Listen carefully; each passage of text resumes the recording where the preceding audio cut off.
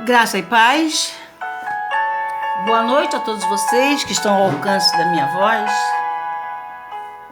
Hoje, remexendo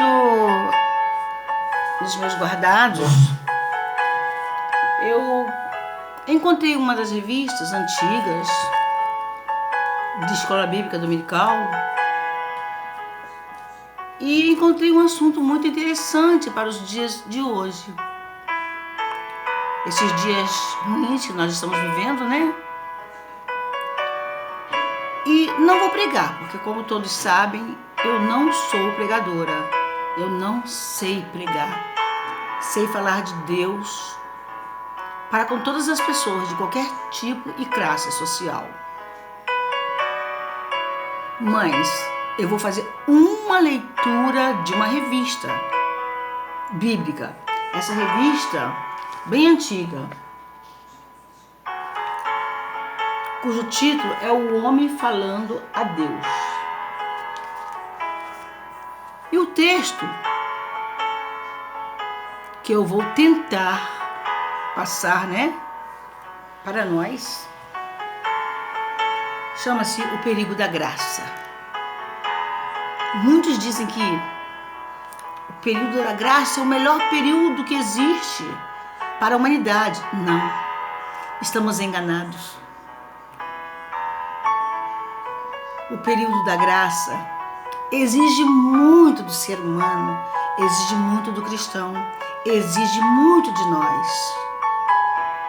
Passemos a leitura da revistinha falando sobre o perigo da graça. Amém?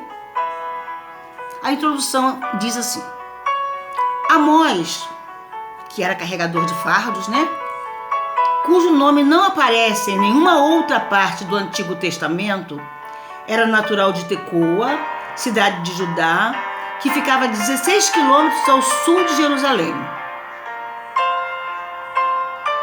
Tinha por profissão ser boiadeiro e cultivador de sicômoros. Não era de família rica ou influente, e sim membro de uma família pobre de Tecoa. Suas figuras de linguagem e seu vocabulário são extraídos da vida agreste. Amós profetizou nos dias de Uzias, rei de Judá, e de Jeroboão II, rei de Samaria. Ambos reinaram paralelamente por 36 anos.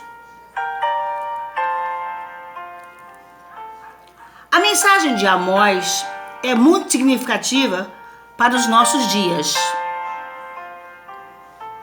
Ela nos exorta sobre o perigo de se brincar com a graça de Deus. Olha só, olha a importância. Agora vamos para a exposição desse perigo da graça. Vamos examinar algumas das condições que prevaleciam no tempo da sua atuação. Quando Amós começou a pregar em Samaria, fazia mais de 30 anos que a Assíria havia destruído a Síria, seu vizinho.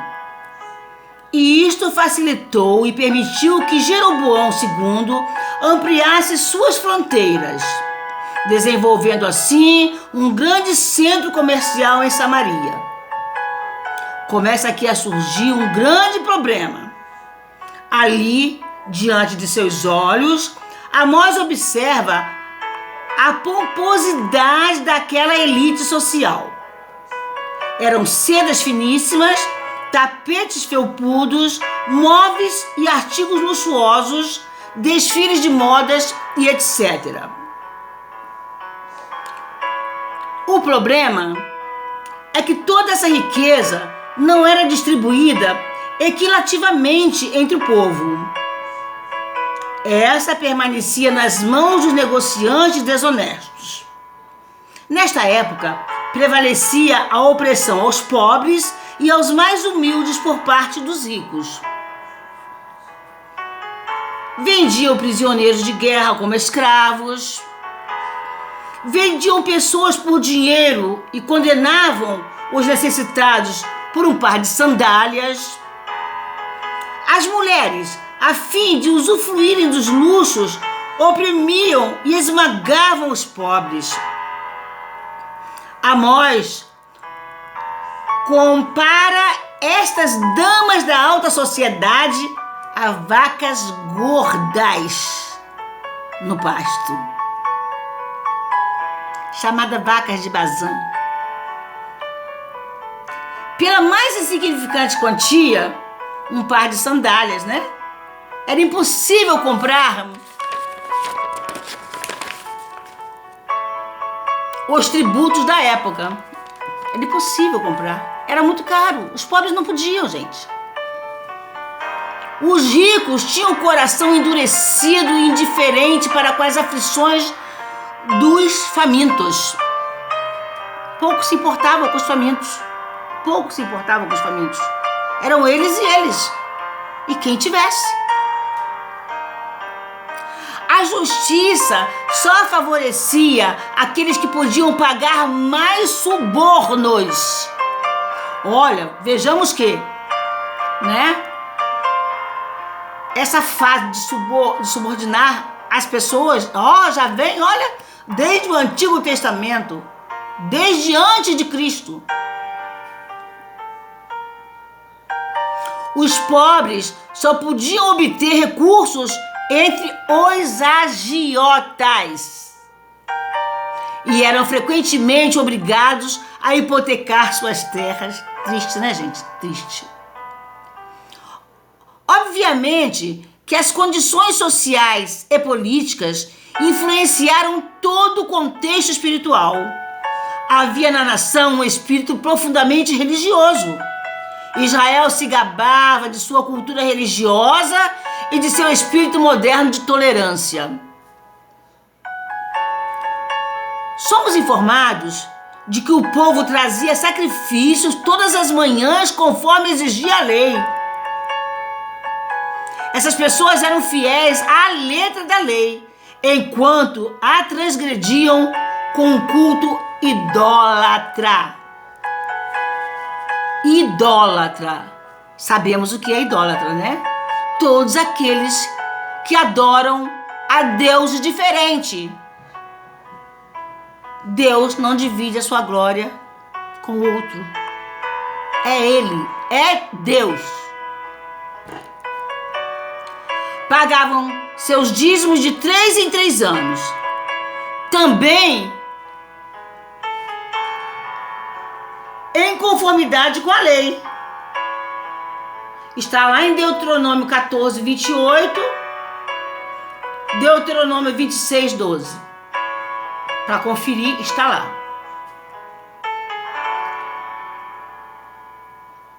Em Amós 4 e 4, 5,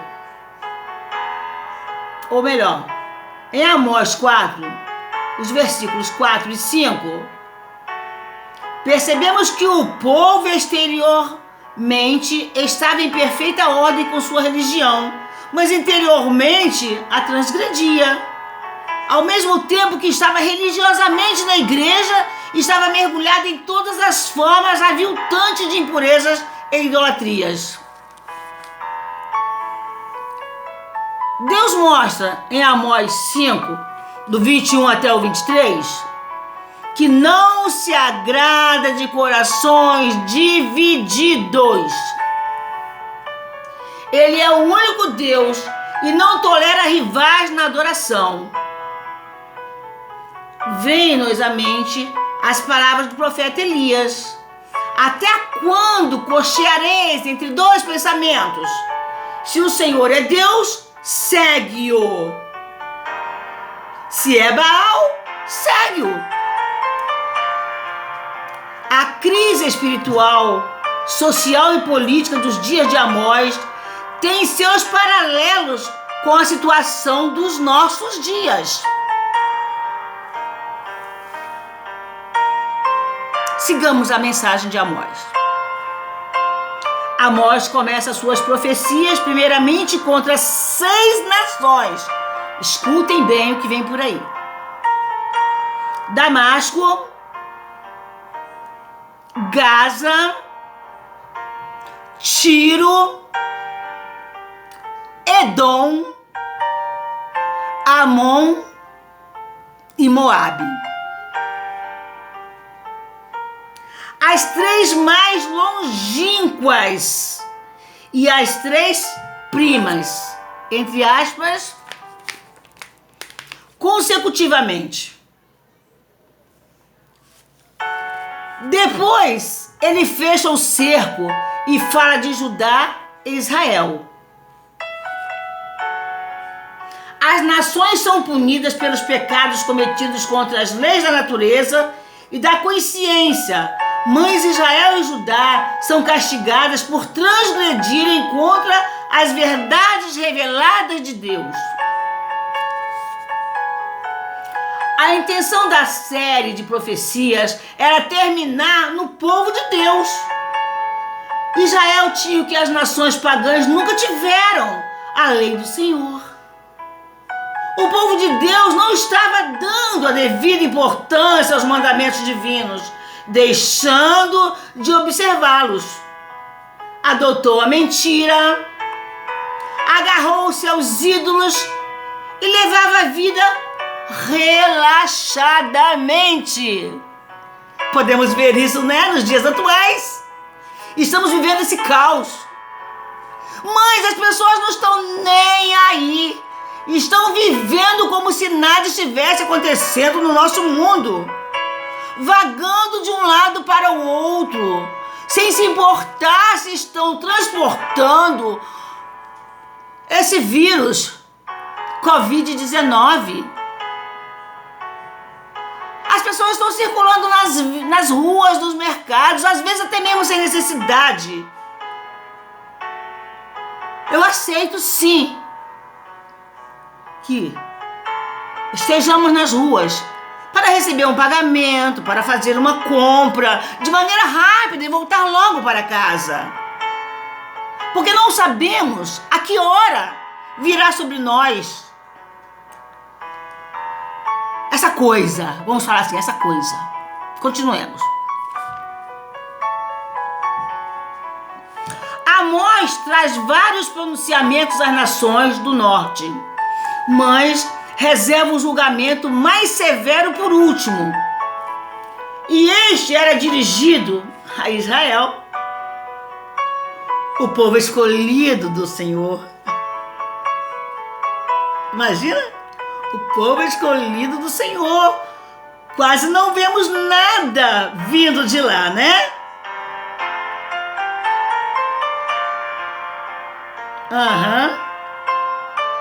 Aqui temos uma mensagem de incomparável importância. Deus diz de todas as famílias da terra, ele só conheceu, entre aspas, a Israel. Conheceu, entre aspas, nessa mensagem, significa ser amado, ser escolhido, ser separado por Deus. O Senhor tomou Israel para seu povo e isto é um privilégio. Seria, portanto, de se esperar que pelo fato de Deus ter escolhido, amado a Israel, ele não levasse em conta os seus pecados. Mas não é bem assim, pois Deus não pode de maneira alguma negar seu caráter santo. Não importa quem esteja envolvido, visto que Deus levou Israel a gozar do privilégio de sua intimidade. Com maior razão, ele fará recair sobre esta nação todas as suas iniquidades. Olha como é forte essa passagem. Olha como é forte essa passagem, gente. Lendo e relendo por várias vezes, eu cheguei a essa conclusão. Amós nos ensina que o castigo é proporcional ao privilégio. Daquele a quem muito foi dado, muito se exigirá. Está em Lucas 12, 48. mais próximo do Senhor estivermos, tanto mais fidelidade e responsabilidade Ele requererá de nós. E mesmo a frouxidão espiritual de outros crentes nunca poderá servir-nos de modelo ou como desculpas. Nós temos o jeito de às vezes julgar. A gente julga muito outros crentes. Olha, fulano não foi ao culto, mas olha como ele foi abençoado. Fulano não vai à igreja em todos os cultos, mas olha como a vida dele é regalada. Enquanto que nós, que oramos, jejuamos, subimos monte, somos fiéis aos nossos cultos e às vezes sofremos perseguições, sofremos afrontas. Quanto mais nós nos dedicamos a Deus, mais nós sofremos. Não podemos nos espelhar no nosso irmãozinho, no nosso vizinho, não, nem nos ricos. Porque a parte dos ricos está somente nesta terra. Então, continuemos. Amados irmãos, hoje a igreja, o povo escolhido do Senhor, tem estado satisfeita com uma espiritualidade rasa, porque tem pouca convicção do pecado. Os eleitos, pouco a pouco, vão se acostumando com este mundo. Os crentes, e não são poucos, estão se envolvendo com jogos de azar, com bebidas alcoólicas e vícios. Os jovens crentes se envolvem em namoros mistos e descomedidos. Olha, jovem, guarda-te para aquele que será seu na mocidade, na velhice, ou enquanto durar o tempo de vocês juntos, tempos esse permitido por Deus. Só a morte pode separar aquele que se une em casamento. Então, vamos parar com esses namoricos mentirosos que não são namoricos, certo? Os estudantes acham normal colar nas provas. Bobeira, né? Colar nas provas, né? Não. Você está roubando o tempo, o conhecimento daquele que se dedicou a estudar para receber uma boa nota. É roubo. Roubo. E roubo não agrada ao nosso Criador. A televisão, cada vez mais imoral, tem tido a preferência dos crentes em detrimento às reuniões da igreja. Esta já não consegue chorar mais pelos seus pecados, porque acha tudo normal. Isso acontece com muitos crentes. Às vezes, está assistindo um seriado, ou tem uma novela que acompanha. Aí deixa de ir aos cultos da sua determinada igreja para ficar assistindo aquele capítulo imoral, às vezes, de uma novela, como vai terminar, principalmente no último dia da novela, né? Ah, não, hoje eu não vou ao culto, porque hoje é o dia da novela tal, hoje é o dia do seriado tal. Aí fica em casa, prostrado, ali diante da televisão, assistindo essas porcariadas que estão incutindo na mente das pessoas. Tudo mentira, tudo mentira. Como nos dias de Amós. Hoje damos nossos dízimos, oferecemos nosso sacrifício dominicalmente, temos coral, conjuntos de louvor, templos bonitos, mas a energia continua murcha, árida e seca. Por quê? Porque há pecados enterrados no arraial de Deus, pecados debaixo de nossas tendas, de nossas casas. Ocultamos pecados, escondemos pecados, sem julgamentos. Todos nós. Todos nós temos um pecado escondido na nossa tenda. Todos nós temos. E às vezes sabemos o que estamos fazendo de errado. Sabemos. Mas continuamos. Por quê? Porque estamos debaixo da graça. No momento que eu quiser me arrepender, eu vou me arrepender. Quando eu achar que devo me arrepender, eu tiro esse pecadinho da minha vida. E não é assim, porque nós não sabemos qual o tempo de Deus nas nossas vidas. Podemos deitar hoje, não acordar mais amanhã, sem ter tempo sequer de falar: Senhor, tenha misericórdia da minha alma. Amós declara àquele povo e a nós também que a escolha de Deus nunca pretendeu ser cobertura de pecados. Não. A casa de Deus não pode ser transformada em covil de salteadores, ou seja, pensar que se pode pecar à vontade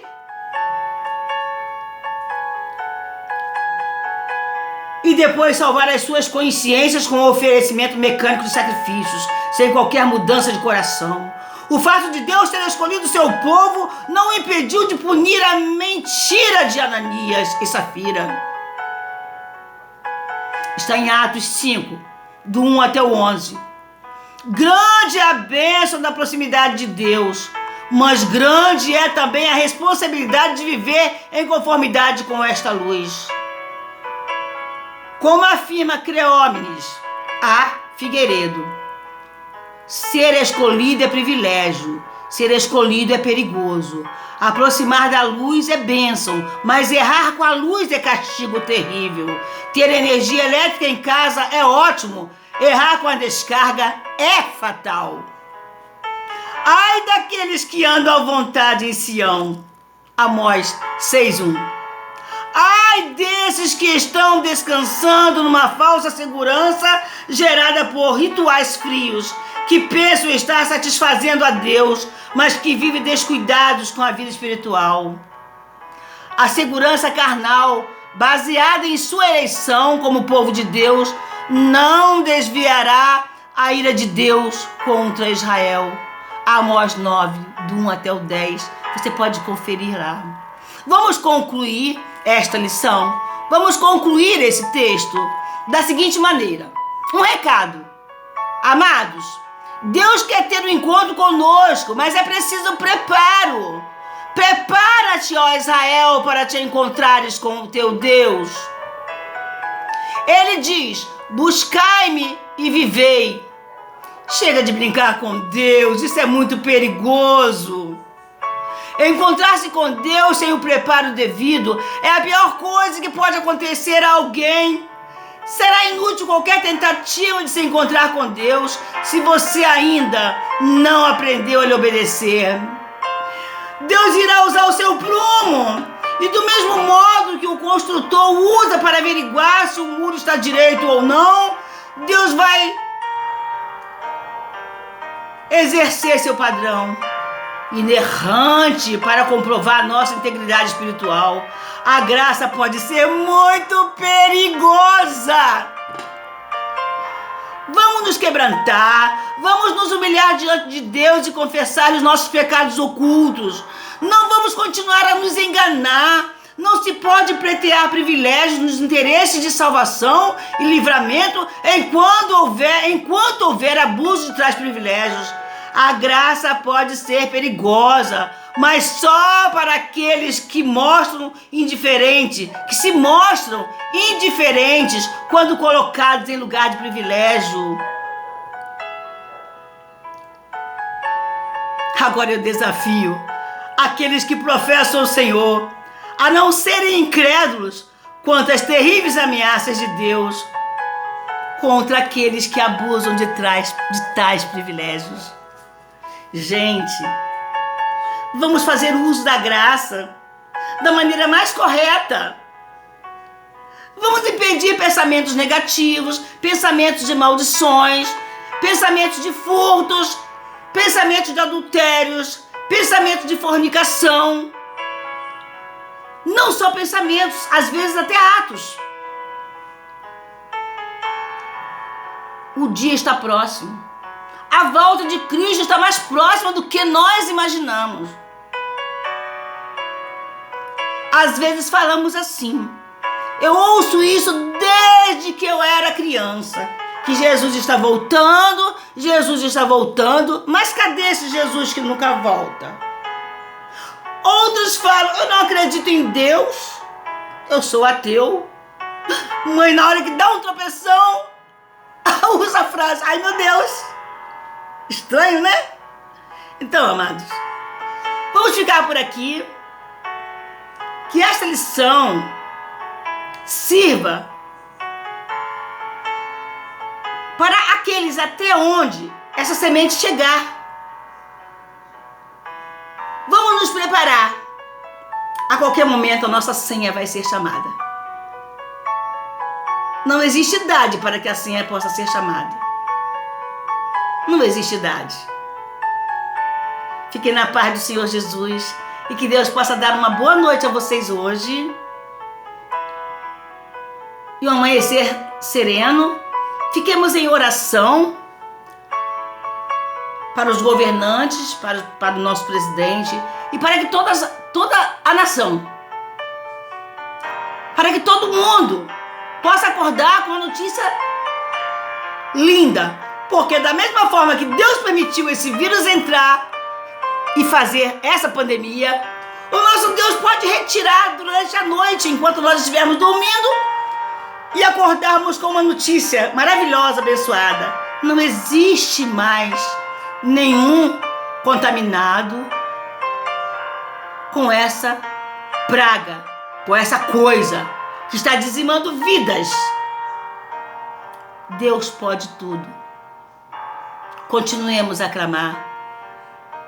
Um beijo e a paz do Senhor Jesus para todos.